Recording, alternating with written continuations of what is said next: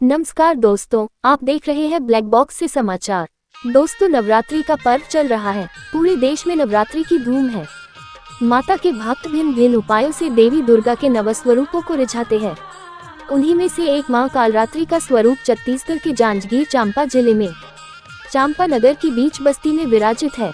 क्या है इसकी महिमा, कैसे विराजमान हुई चांपा नगर में, कैसे पहुँचे मां की दरबार। अगर आप रेल मार्ग से आ रहे हैं तो रेलवे स्टेशन से 2 किलोमीटर पश्चिम में, अगर बस से आते हैं तो बस स्टैंड से 1 किलोमीटर पश्चिम में ये माता रानी का मंदिर है, जिसकी महिमा ही निराली है। तो चलिए आज माता समलेश्वरी के दरबार ले चलते हैं आपको। नमस्कार दोस्तों, आप देख रहे हैं ब्लैक बॉक्स से समाचार। जांजगीर चांपा जिला में चांपा नगर में चांपा जमींदार परिवार द्वारा स्थापित मां समलेश्वरी की महिमा बड़ी निराली है। नवदाम्पत्य जीवन में प्रवेश करने से पहले यहाँ हर जोड़ा आकर नतमस्तक होता है। मां समलेश्वरी से आशीर्वाद लेने के बाद ही नवदंपति अपने नई गृहस्थी की शुरुआत करते हैं।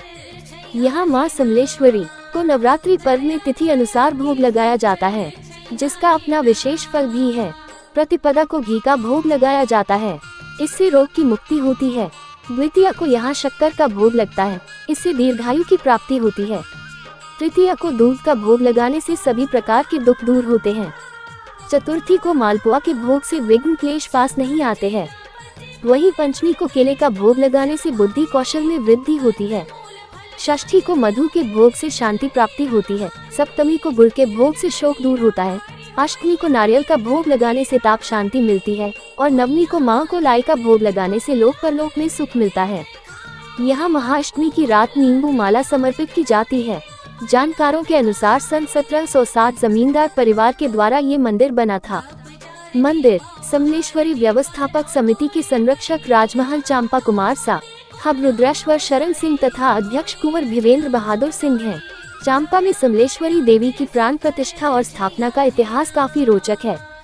समलेश्वरी मंदिर की स्थापना के इतिहास में बताया जाता है कि वर्ष 1760 में मंदिर निर्माण एवं प्रतिमा की प्राण प्रतिष्ठा तत्कालीन जमींदार विश्वनाथ सिंह ने कराई।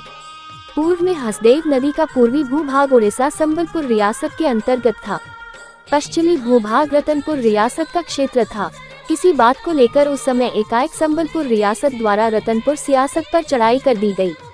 ऐसी विकट परिस्थिति में रतनपुर नरेश के सामने एक गंभीर समस्या उत्पन्न हो गई, जिसमें चांपा जमींदार विश्वनाथ सिंह के पूर्वजों ने रतनपुर का साथ दिया। दोनों रियासतों में घमासान युद्ध के बाद अंततः विजय श्री रतनपुर सियासत को मिली। यहीं से शुरू हुआ चांपा जमींदारी का इतिहास। युद्ध में चांपा जमींदार के पूर्वजों का महत्वपूर्ण योगदान रहा। विजय के पश्चात जीता हुआ भाग विश्वनाथ सिंह के पूर्वजों को प्राप्त हुआ। यहीं से चांपा जमींदारी की स्थापना हुई। इसे मदनपुर 84 के नाम से जाना जाता है। जमींदार परिवार का मुख्य निवास ग्राम पहरिया था। जमींदार परिवार द्वारा मदनपुर हसदेव नदी के पश्चिम भाग में महामाया मंदिर का निर्माण कराया गया। इसके बाद चांपा को राजधानी बनाई गया।